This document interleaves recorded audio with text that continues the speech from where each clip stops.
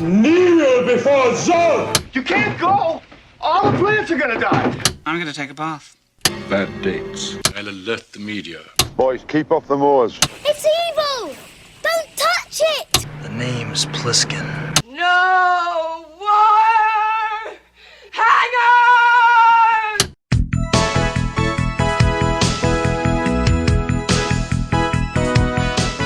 Welcome to Vintage Video, where we're rewatching the 80s so you don't have to. We'll be reviewing every major film release of the 1980s in chronological order, overanalyzing what you've seen and spoiling what you haven't. I'm Patrick O'Reilly. I'm Jesse Bayless. And I'm Richard Wells. And today we're discussing Ruckus. Released March 1st, 1981, it was written and directed by Max Kleven and released by New World Pictures. The rights to David Morrell's novel, First Blood, had been in flux for a full decade before the film's release in 1982. As a result, this film was probably written based on public awareness of that story, but changed enough not to get sued. So it really is the same as Rambo. It's very, very similar. Yeah. Oh. Extremely similar. Jess has not seen Rambo yet, but we're going to watch it tonight. First Blood. I'm good. That's the same thing, right? It became the thing. Yeah. It's like Indiana Jones and the Raiders of the Lost Ark. Exactly. Yeah. It's not the title of the movie. It's just called Raiders of the Lost Ark. I know. Okay, you were looking at me confusedly. No. That's just how you look at me? Yes. Why did I do this to myself? The film was also released under the title Ruckus in Maddox County, which makes it seem more like a Dukes of Hazzard movie. Yeah. Especially considering the poster, which is like illustrated explosions and dirt bikes. I mean, it's not a bad representation of the movie. I was going to say, that's actually pretty spot on. I got a limited release. I'm allowed out once an hour. Oh, I didn't think that's what you meant by it. Oh, yeah. It got a limited American release in 1980 as The Loner and later Eat My Smoke. What a fucking terrible name for this movie. Before its 1981 release as Ruckus. Because they wanted to go with Fistful of Dynamite, but it was already taken. Yeah. Tom Selleck was ruled out for the character of Kyle Hanson on account of his height. And expense. He was too tall. No. I mean, this is pre-PI. I'm sorry, what about this character demanded he be of a certain shortness? The wardrobe. Yeah. They only had bought the one wardrobe jacket. before they cast Yeah. the guy. Shit, why didn't you check with me? We're talking to Tom Selleck today. All right, I guess we're going to have to cast somebody smaller. How many of these jackets did you buy? 200. The part of Bobby Bellows, you remember Bobby? Oh, I do. That's the little kid. He was written for the director's son, but the kid was like, I want to be a movie dad. So they had to cast somebody else to play the role that was written for him. Now I had to pay some kid to be in this movie? They just got their neighbor's kid. They literally went outside and were like, you, get in here. How about this? Read this. Don't include this character. Yeah. Well, yeah, because honestly, we'll get to it, but I have questions. I don't know. I think the kid's necessary. We'll get to that. Just be like, oh, I'm so sorry. You want to go to the fair? What? No. But then they leave the kid alone anyway. We're getting cares? ahead of ourselves. Come on. We open on a flatbed truck moving down a country road with a person sitting in the back. At a crossroads, the person climbs out and begins walking down a road. The man, we will learn, is Kyle Hanson, played by Dirk Benedict. Do we know why he picked this town to wander around? The same reason that John Rambo picked his town to walk around. As he moves down the main street in town, his vagrancy draws the attention of every pedestrian, including people that aren't even looking at him. Like, they turn to look at him because they're so shocked by probably his smell. Outside a small restaurant, he checks his hand to count out the change that he's carrying. At the window, he orders a hamburger raw, but he orders it in this weird, scratchy voice that sounds like he's either wearing an Edgar suit or someone slit his throat recently. He kind of sounds like one of the heads from the garden in Motel Hell. Or maybe the alien dad from Earthbound. Too many comparisons to make. What would you like?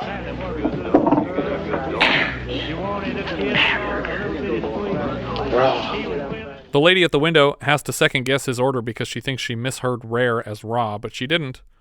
This guy's weird. I just want to point out, this never comes back. Mm-hmm. Does it? That he just eats raw meat? Yeah, why is he eating a raw hamburger? Like, I figured we were going to eventually... I think he just doesn't want people to talk to him. I thought we were going to reveal something about his character that would explain this, but we never do. Well, It's not like he got trapped in a mine with a bunch of people for a long time. Got a taste for uncooked meat. do you remember the last time we had a person trapped in a mine? Shit, what was it? Scanners? I guess, like, maybe because of his experience, like, maybe he couldn't cook meat because he was in the wilderness. Did he just eat raw meat all the time? Maybe they fed him raw meat when he was a don't know. POW.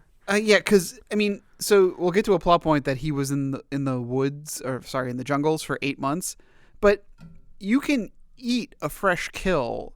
This isn't a fresh kill. This is hamburger that was probably frozen, put on a truck, and then delivered here. And It's not steak tartare, is it, Richard? Yeah, exactly. No, that's exactly it. It's not fresh meat. It's old meat that's covered in stuff. You have Yum. to cook it to 130 degrees. Who cares? His hands are covered in poop. I mean, This guy doesn't care what he's putting in his mouth. and don't get me wrong, I like my burgers rare, but Not raw. yeah, not raw. I like them frozen, but that's me. You're like, it's like a popsicle. The cops pull up to order some food, and when someone asks if they recognize the homeless veteran, they suspect out loud that he bought the coat at an army surplus and never served anywhere. I'm already getting hints of Rambo.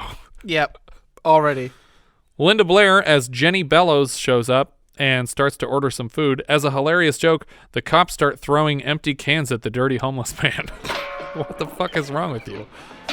Jenny's father-in-law, Sam, played by Ben Johnson, is disgusted by this behavior and steps out of his truck to talk to the man while his daughter-in-law orders their food. Sam asks Kyle where he served, and he doesn't answer. He just gets up and walks away. Before they leave the restaurant, Sam calls to the sergeant, or I guess he used to be in the police force. He's a retired sergeant. Yeah, I mean, I was going to say a military sergeant. Oh, maybe. But he said something about a former sergeant later, so I didn't know. Like, he would still be a sergeant if it was a military title. I don't know. Anyway, he calls Sarge over. Sarge repeats his theory that the guy bought this jacket secondhand. Yes, sir, but he could have bought that jacket at an Army surplus store. He just didn't seem like ex-Army to me, sir. I got a feeling you might be wrong, Sarge. Apparently, Sam had a son in Special Forces who is possibly MIA.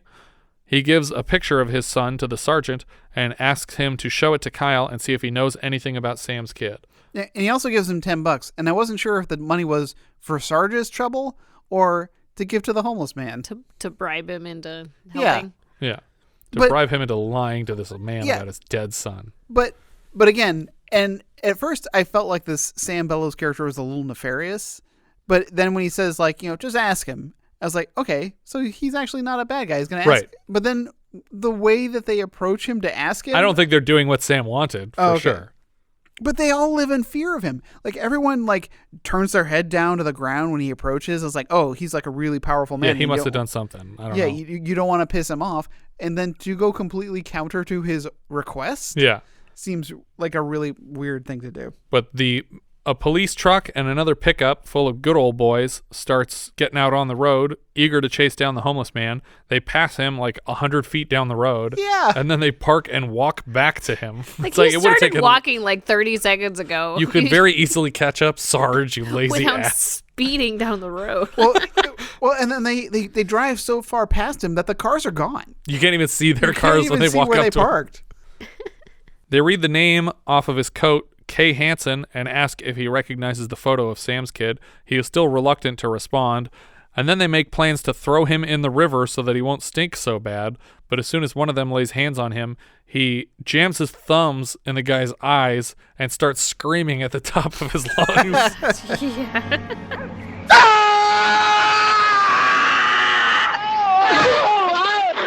He throws that guy over the railing, probably 50 to 60 feet into very shallow water. The rest of the men scatter, and Kyle continues down the road alone, but faster now. I really wanted to have like a sudden insert shot of the guy whose eye sockets got pushed in, just like bleeding out of his eye sockets. I was like, oh. And then you cut to another insert of the guy just blood washing under the bridge in the water. On the other side of the bridge, like some sick game of poo sticks. Oh no.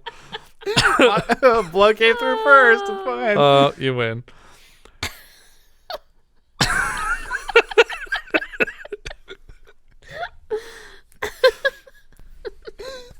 don't know where that came from. I like it. Eventually, a police car catches up with him. Sheriff Jethro and Cece step out of the car with guns. Jethro calls down to Kyle with a bullhorn. Apparently, he's in a lot of trouble for throwing that guy off the bridge, and they want him brought in for questioning. Well, and I thought the sheriff was going to be an asshole too, but he says, "I want to hear your side of the story." Like, yeah, you don't cast Richard Farnsworth if you want an asshole, for sure. Yeah, you cast Brian Dennehy. Yeah, exactly. Although he's nice and stuff too sometimes. Character actors. Who cares if we're fat? That's stolen from Patton Oswalt from his experience with Brian Dennehy. Sheriff Jethro seems to understand how terrified Kyle might be. A third cop, Dave, heads into the bushes to follow Kyle, but suddenly we hear him screaming. I was like, oh God, did he just fall in one of those pits with a bunch of sharp sticks or something? The punji traps or punji sticks? He smeared the tips with his feces too, you know? That's a different game of poo sticks. Oh, oh God. These Winnie the Pooh references flying here. Jethro, My glasses are cracking up.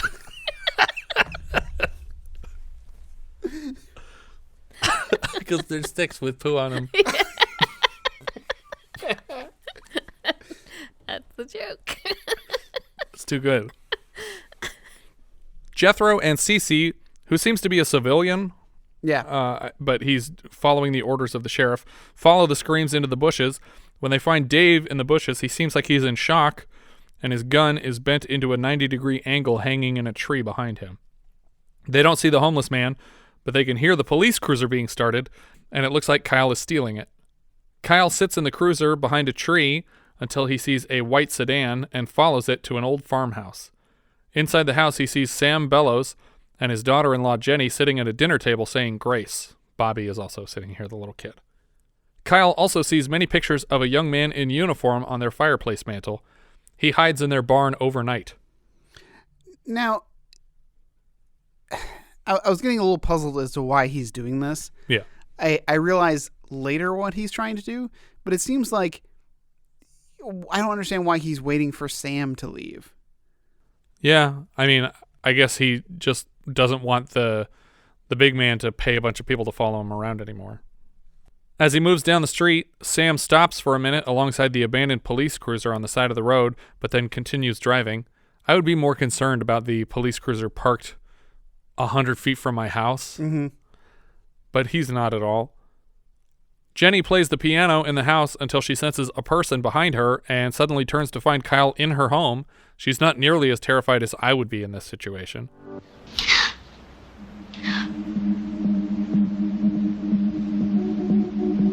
Can I help you with something? He tells Jenny that he didn't know Sam's kid from the picture he was shown on the bridge. When Mr. Bellows gets into the work site, he finds everybody talking about the events of the day before. He tells his men that he knows where Jethro's police car was abandoned, and he asks for them to join him in the drive back to his farmhouse. In his kitchen at home, we see that Jenny has prepared a breakfast meal for Kyle, and he's eating it voraciously. She watches him eat for a moment until she's startled by the phone ringing. When she answers, she tells whoever it is that she hasn't seen him. She gives the man a heads up to leave, since there are others on the way. She asks if he's as dangerous as they say, and he picks up a big sharp knife and walks past her on purpose to scare her. He tells her that he's going to run for it because these men will find some reason or another to arrest him.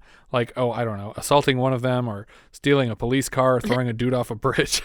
So many trumped up charges like that. Jenny urges him not to run because these guys like to shoot at things. I can handle that. When the whole team looking for Kyle shows up, Jenny confesses to her father-in-law that she fed the man breakfast. Sam puts some of his men in charge of searching the barn, while the rest go back in their vehicles to find the man on the road. While people are being assigned to search places, we see Kyle hiding in the barn. As soon as the men get to the barn doors and open them, Kyle comes flying through them on a motorcycle like a BMX bike. Cece is such an awful shot that his first blast lands near the feet of the man who helped him open the doors, and his second shot almost takes out Sam across the street. Everybody rushes for their cars to follow Kyle as he drives away. Kyle takes the bike off-road and through the woods for a while down a path. Sheriff Jethro shows up again, and it sounds like he has more information on the fugitive. His name's Kyle Hanson, just like it said on his jacket. He was in a psycho ward at Army Hospital in Mobile. Looks like he had a pretty rough time in Vietnam. Appears that he was with a secret unit of the Special Forces.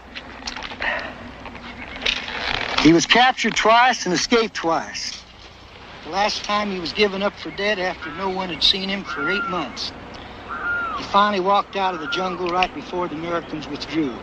Even though they were advised to approach with caution, they still make plans to flush him out of these bushes. They quickly find the bike, but we keep cutting back to Kyle sharpening sticks. As the men continue looking for him, we see Kyle way up in a tree with a handmade bow and arrow. He fires a sharpened twig out of the tree line at a man waiting back at the police car so that he doesn't steal it again. At first, I thought that this hit the car. Yeah. Because the guy is in total shock of this thing hitting in his leg. Yeah. And so I was like, oh, it just hit the car behind him. It doesn't actually hit him. But then all of a sudden he starts going, ah! And I was like, oh, no, he actually got hit. It's like Ace Ventura in Part 2 when he gets hit with a spear. Yeah. I mean, I think it's pretty impressive what he pulls off here because, like, first of all, I don't know what he used as a string. But second of all, like, on the bow. But second of all, like, this is a crooked stick. Mm-hmm. Like, how do you make that fly straight into somebody's and fast enough leg? to stab into a leg? Yeah. Yeah, through jeans. There's no fletching on it or anything. It's all ball bearings now. I had to. Sorry. Cece is startled by the scream and fires his shotgun into the air. He does it twice more to draw everyone back out to the road. Somehow, Kyle gets the bike back, and when Cece points his gun at Kyle, Kyle spins around on the bike and pretends to aim back at him, despite not having a gun. Yeah. Cece drops his weapon and hides behind a car, thinking he's about to get shot, and Kyle rides away. The men hunting Kyle all meet up and send the guy who got hit with an arrow to the hospital. Deputy Dave shows up at Jenny's home to check on her, but she says she doesn't need any help. Hey, now let me give you a hand with those. No, thank you, Dave. Just as Dave leaves, Kyle rolls up on the BMX bike. Kyle compliments the vehicle, and Jenny explains that she and her missing or dead husband, Jack, used to ride them. She tells him that riding a BMX bike comes with a great feeling of freedom and asks if he knows what she's talking about. When he answers in the affirmative, we cut to them riding BMX bikes in slow motion under country music. Yeah. I feel like this scene would have been done with horses. Yeah. In another movie. But on BMX bikes, it reminds me of that scene in Hot Rod when he's like trying to show off. When he's dancing in the woods by himself. Oh, yeah. No, it was like this is the moment that I really started to enjoy this movie. It comes across as parody. Because it's so ridiculous. Yeah. It was so hysterical to see them just like frolicking through the woods on these BMX But it's also, they're like comically good at it. Yeah. So they're doing these insane jumps where they're like 12 feet off the ground. Yeah. And it's like, what the hell is going on? The only thing that would have made it better would be to have like woodland creatures running in terror from the noise. Yeah, that would be good. Bikes. That's a good addition. Let's shoot some inserts. They ride their bikes onto a ferry with a wire leading across the river. This is our second consecutive movie with a guy and his girlfriend and a vehicle on a ferry. And Kyle starts pulling on the wire to pull their ferry across the river. She asks why he's so quiet, and he says that he didn't talk to anybody for 8 months in the jungle, and he liked it. She asks if talking might have avoided this mess, and he doesn't reply. She tells Kyle that Sam means well. He's just trying to find his son. Jack and I were married a week before we went to Vietnam. I was 16. It's been 4 years since he was reported missing. So at this point is when I was like, so did they get married because she was knocked up? Because this kid is like 4 or 5 years old. Yeah, at that's least. true. And they were only married a week, so. Unless it's not his kid. It's just a kid she's had since then. The kid does call Sam Grandpa, though. Correct, yeah. Yeah. Suddenly, a speedboat starts up on the horizon, and we cut back to Sheriff Jethro's office, where he's sitting Dave down to inform him that Kyle and Jenny have been spotted together. Dave seems super pissed about that because he's obviously trying to swoop in and replace Jack. Jethro reminds Dave that Bellows owns the town, and maybe they should sit tight and see where this goes instead of risking pissing off the Bellows family. Dave agrees that Jethro has a point, but then in a bar later, he talks a bunch of guys into tracking down Kyle covertly without Jethro's approval. The next morning, we see Sam leaving for Jackson. I don't know, he's going to get some information in Jackson, so he's heading out of town. We see Jenny in the house. She hangs some clothes up on a rack in the entry hall, possibly Jack's clothes as a gift to the Drifter, but she catches her reflection and makes the closest thing to an Exorcist reference we'll get. You devil, you. We see the dirty Drifter jump out of a tree and walk across the yard to knock on Jenny's door. Since when did you start knocking? Since I started getting breakfast. She invites him to sit while she prepares a meal.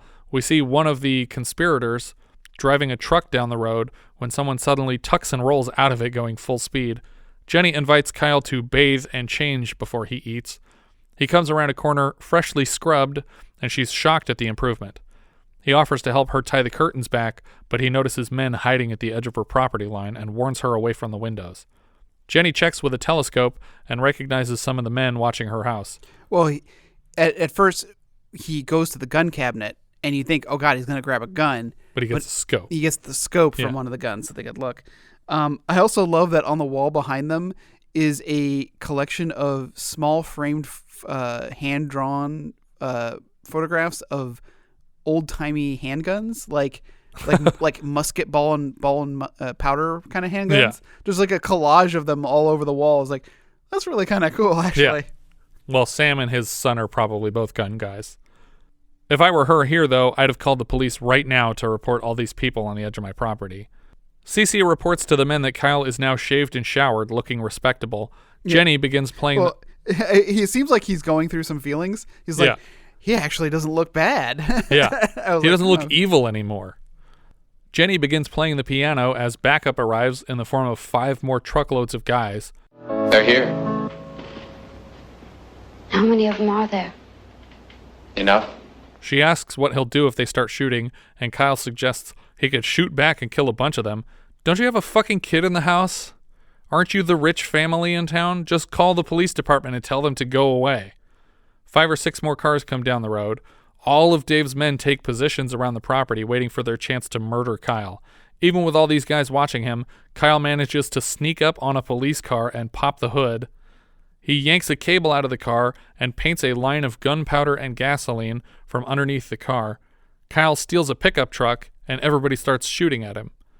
A man tries to start the police cruiser, and the whole thing explodes, and then that lights the line of gunpowder, which takes out all of the other cars along this road. Yeah. So Deputy Dave barely gets out of this squad car before it's incinerated. He's lucky that the door was open when it exploded. Yes. I think, like, although I'm enjoying all the ridiculousness of the movie with these things that he's doing, originally he was totally in the right, and now really not so. I mean, like, it was iffy with the guy on the bridge because he was being attacked at first, but now I don't know if I could side with him anymore. This stunt could easily have killed a dozen people, and he doesn't know how guilty any of them are. Maybe some of them are there to protect him, but in all their minds now, this is just going to justify their plan to kill him. Yeah.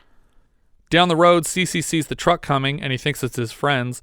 Hey, man! You got him, huh? What was all that noise?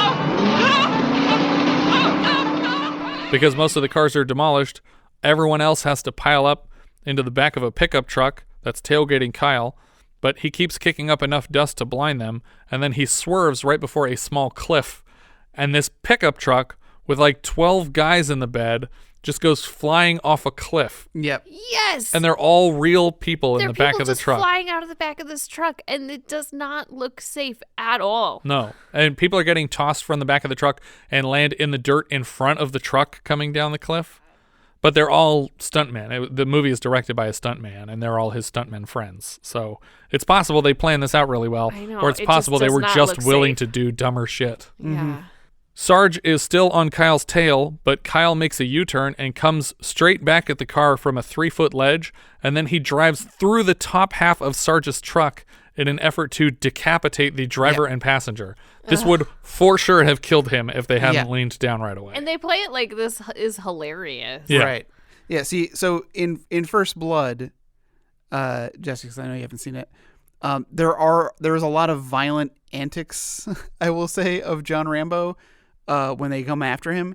But all of his things are non-lethal. They're non-lethal. They're just to immobilize. This is straight up attempted murder. Right, but what's more immobile than dead? They play it over like yakety sax music. Yeah, they do. It's played as a hilarious joke. And the two guys in this car, after the top gets ripped off, they lean up and survey the damage to their vehicle. The stunts in this movie are already better than anything we saw in Smokey and the Bandit 2, by the way, which probably cost 100 times what this movie cost. Again, all the dummies pile into Sarge's half truck and continuing, not to be confused with the half track. Yeah, not the half track. And they all start chasing Kyle down. Again, Cece notices the truck coming as he's walking down the road, and he's like, oh, crap. And he races on foot to a nearby gas station and dives through the double doors of the building to escape the approaching pickup. Kyle swerves away at the last second to avoid hitting the gas pumps. Cece climbs into the half truck as it follows Kyle's pickup. As he drives through town, Kyle jams the gas pedal down on the truck and jumps out before the vehicle blows off a cliff and lands upside down in the river below, making this our second consecutive film where the lead steals a vehicle and fakes his death by driving it over a ledge into the water. We cut to a shit-kicker bar where Sheriff Jethro limps around before demanding an explanation from Dave. Dave admits that he may have bungled the operation, but at least they killed the guy. And then Jethro reminds Dave that the man appears to have killed himself. Sarge enters with news. You're not gonna like this. Well, why don't you try me, dummy? I'm real easy this morning. We just raised the truck out of the river. He wasn't in it. Suddenly, a phone rings in the bar, and it's Mr. Bellows for Jethro. It sounds like Sam Bellows has just received official word that Jack has been discovered. Everyone in the bar looks down solemnly, except for Dave, who gives a wry smile and hopefully dies later in this movie. Kyle surprises Jenny and her son Bobby at home and offers to take them all to the fair when the kid asks. A bus skids up for school, and Jenny tosses her son inside before informing Kyle that her husband's death was just confirmed. Sam is coming home tomorrow to tell Bobby himself. I'm not sure why it's up to the grandfather who tells the kid and not his mother, but she seems okay with it, so... Kyle takes Jenny and Bobby to the fairground that night anyway to cheer them up. This would have been weird if there wasn't a kid involved. It was just like, yeah. How about a Ferris wheel? It's like, I'm not 8. But Bobby's not with them on the Ferris wheel, is he? No, but he goes to the fairgrounds with them. But where is he while they're both on the Ferris wheel? Where is he the first day? Was he at He school? wasn't tall enough for the Ferris wheel. They're They all left him riding... with a stranger. Yeah, so you wait here, Bobby. Where was he when they were riding BMX bikes? Like, oh, yeah. Where is this kid ever? He's like the kid from Mad Max. Just leave him. Wandering off or sitting on a blanket What somewhere. was his name? Sprague? Some dumb shit. Cece notices them on the Ferris wheel, without the kid, and calls up the whole hit squad. Dave tells Cece to keep an eye on them.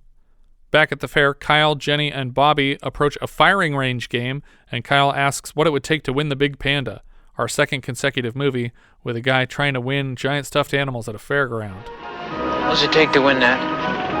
You have to knock down all 10 targets before the board flips. Does that gun fire that fast? They say it will. Of course, I can't guarantee it. I think that means no. Why would you lie about your game being rigged? Also, the targets are actual light bulbs. Is that what those were? Yeah, which seems like they're really expensive to replace versus like cardboard targets that just fall over when you shoot them. Yeah. Kyle hits all the targets, and Jenny calls him a man of many talents, even though, as far as she's seen, this is the first. The man is excited to finally be rid of the giant panda, though. Jenny takes Bobby to the restroom for a moment, and as soon as he is alone, Dave and Cece close in around Kyle. When Jenny and Bobby return, Kyle is nowhere to be found, and a stranger tells her which way they went. Yeah, I think he went over that way with 2 other guys. In a car driving away from the fairgrounds, Dave admits to Kyle that he and the boys have just been waiting around for Jack's death to be official so they can fuck Jenny. Like, all of them want that. Like, that's the whole town's plan. Yeah. Cece doesn't correct him, so they literally all just want to have sex with her. But they're the good guys, so they waited until Jack was officially dead to make their moves. Dave tells him that only one of the men in town will cross that finish line, but it certainly won't be Kyle because he'll be long gone, for some reason assuming that he and Jenny haven't already consummated things. They pull up to a warehouse on the edge of town and knock on the door. The man inside, Homer, wants to kill Kyle here and now, but they convince him to hold the man prisoner for a while instead. They dare him to escape again, referencing his war record of escape, and when they leave, voiceover kicks in for the first time, although I guess this is dialogue from earlier in the film echoing in his head.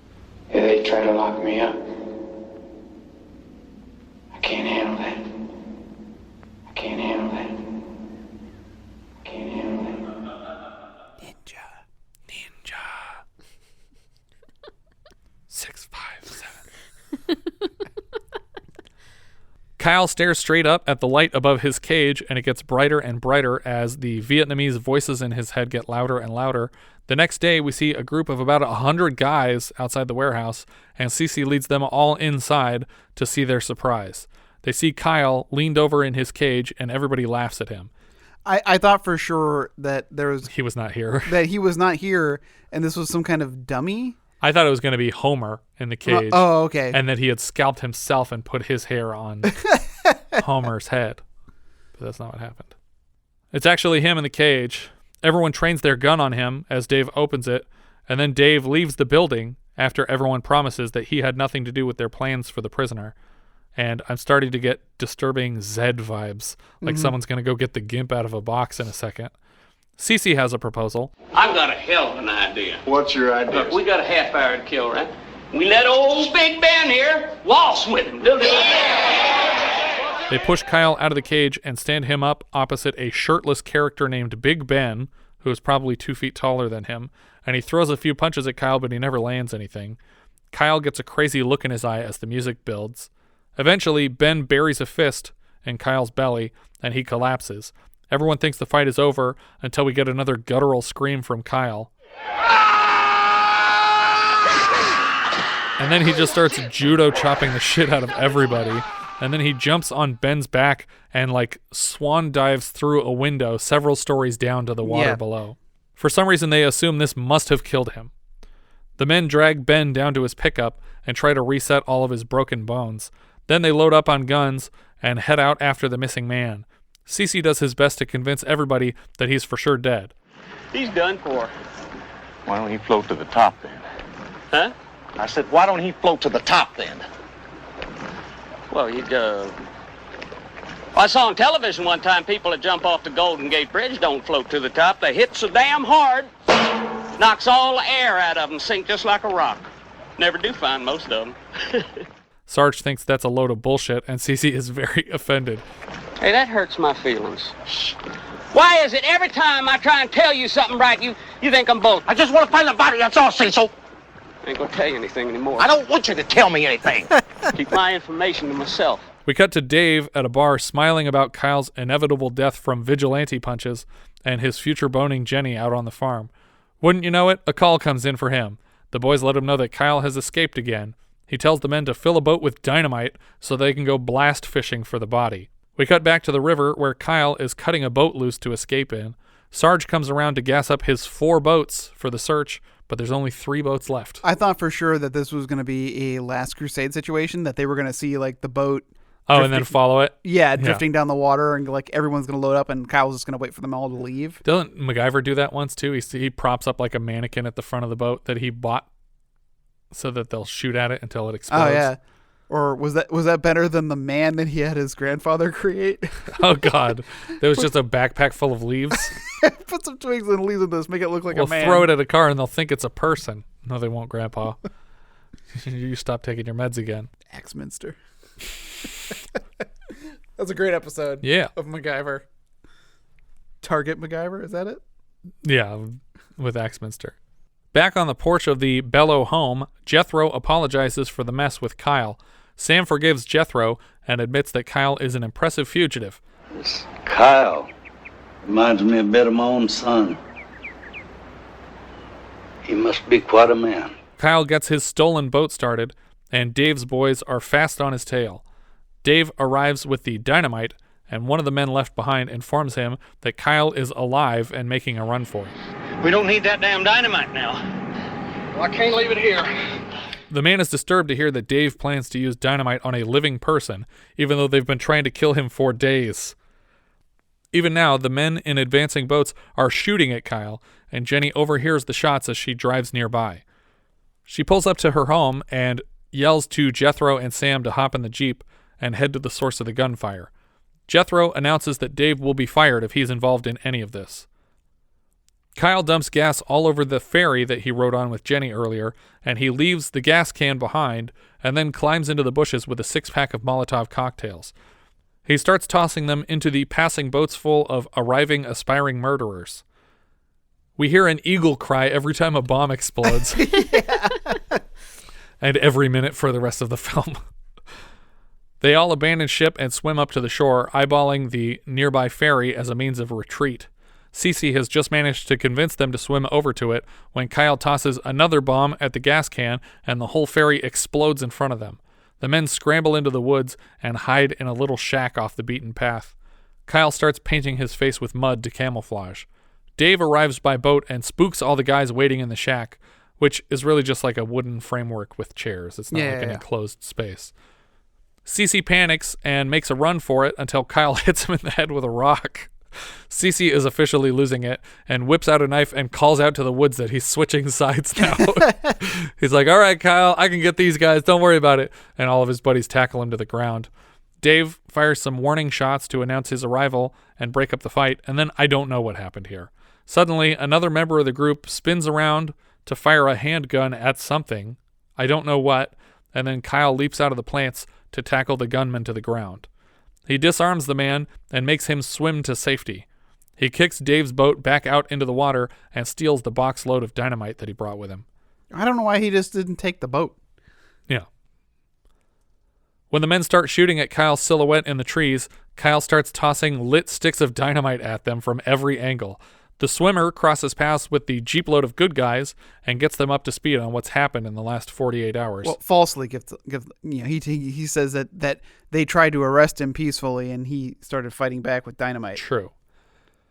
Dave feigns a surrender and Kyle demands they throw their guns in the river, and a few guys do it instantly. They're like, all right, here we go. Just toss their guns out because they don't want to die here today. But then Dave runs up to take a cheap shot at him and gets a face full of dynamite blast. These explosions are also happening very close to them. Yeah. And there's no way that Kyle could be throwing these sticks with such accuracy all the time.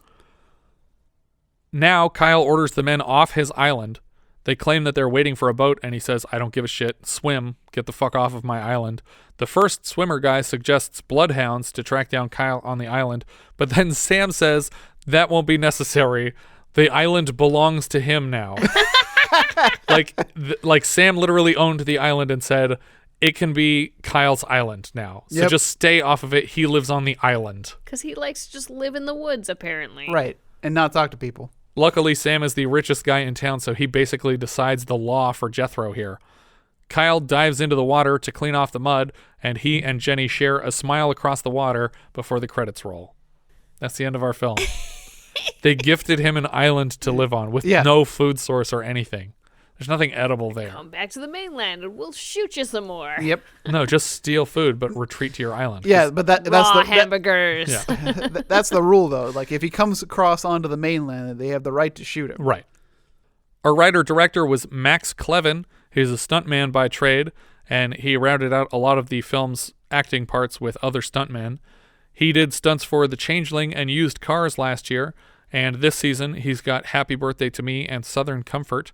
He's a regular second unit director for Robert Zemeckis on films like Roger Rabbit, Back to the Future 2 and 3, Death Becomes Her, What Lies Beneath. He also directed second unit on the original Rollerball, The Man with One Red Shoe, Clan of the Cave Bear, Robin Hood, Prince of Thieves, Batman Returns, and the first Spider-Man. Cinematographer Don Burgess, this was his first feature, but Don would go on to DP Mo Money, Josh and SAM, Forrest Gump, Richie Rich, Contact, What Lies Beneath, Castaway, Spider-Man, Terminator 3, The Muppets in 2011, Aquaman, the Witches reboot that Zemeckis just did, and both of the Netflix Christmas Chronicles movies. Dirk Benedict was Kyle Hanson. Obviously, he was on the A-Team and Battlestar Galactica. We just had him as Pete Huffman in Underground Aces. Linda Blair was Jenny Bellows. She's best known as Reagan for the Exorcist series or Repossessed.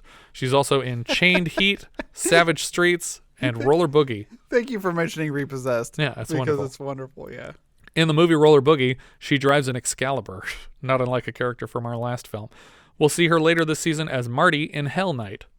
Richard Farnsworth played Sheriff Jethro Pough. He's Alvin in The Straight Story. He's Buster in Misery. He's Red Blow in The Natural.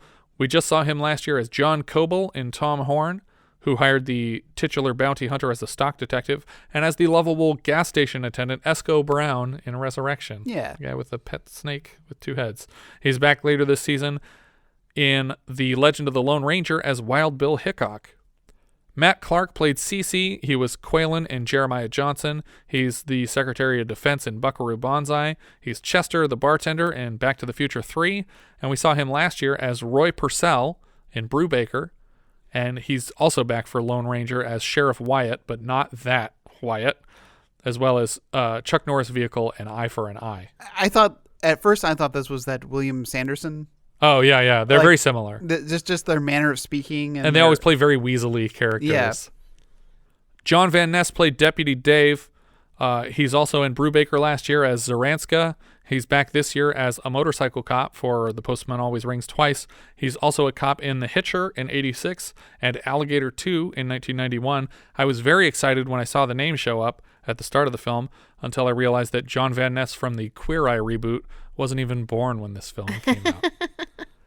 Clifford A. Pellow played Homer. He was the sheriff in Little Dragons last year. He's also in The Hustler, Magnum Force, and Blue Thunder. Ben Bates played Big Ben. He played an arcane monster in the Swamp Thing movie in 82 and Ranger Post in Lone Ranger later this season. Ben Johnson was Sam Bellows. He won an Oscar as Sam the Lion in The Last Picture Show. He's Tector Gorch in The Wild Bunch, Jack Banan in The Getaway, and we saw him last year as a train conductor / RV salesman in Terror Train, and also Sheriff Strong in The Hunter. I would say this is a down. Even though I'll later say that First Blood is an up, and they're very similar movies, yeah, I don't think this one's worth your time.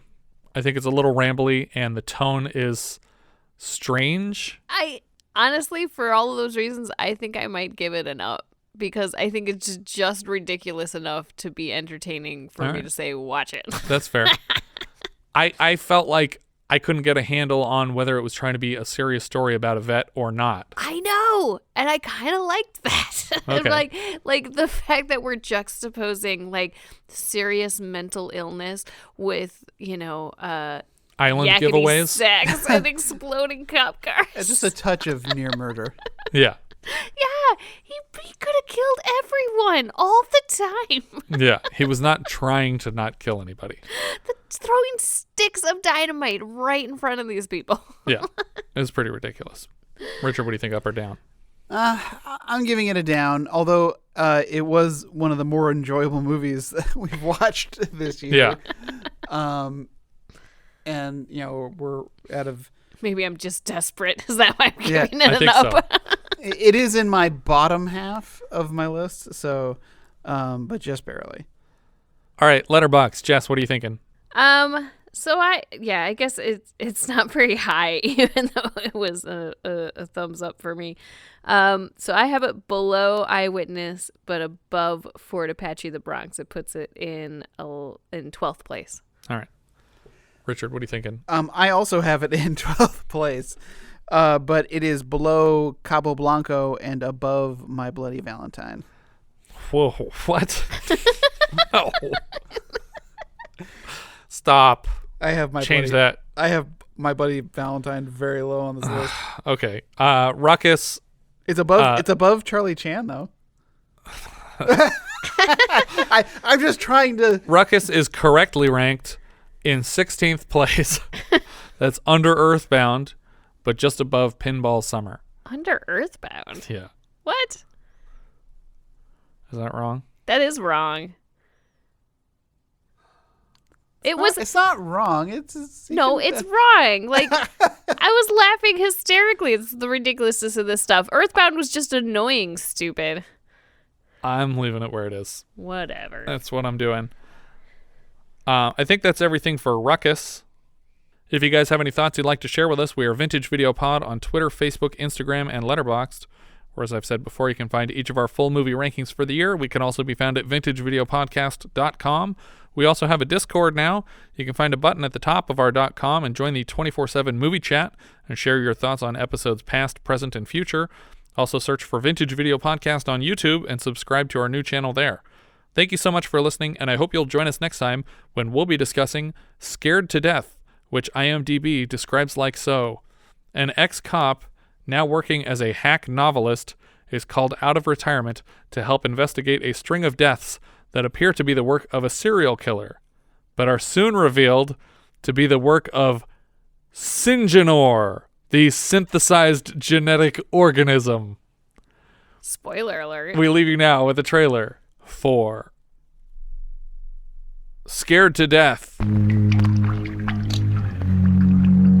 If you think you're frightened by the unknown, wait until you face reality.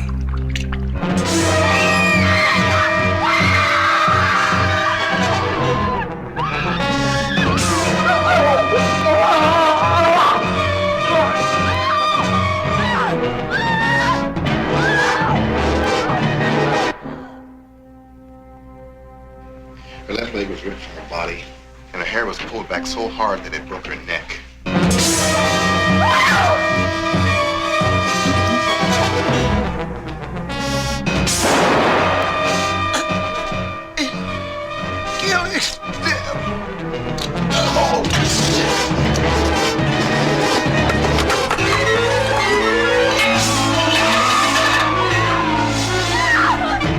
People in this town are dying like flies.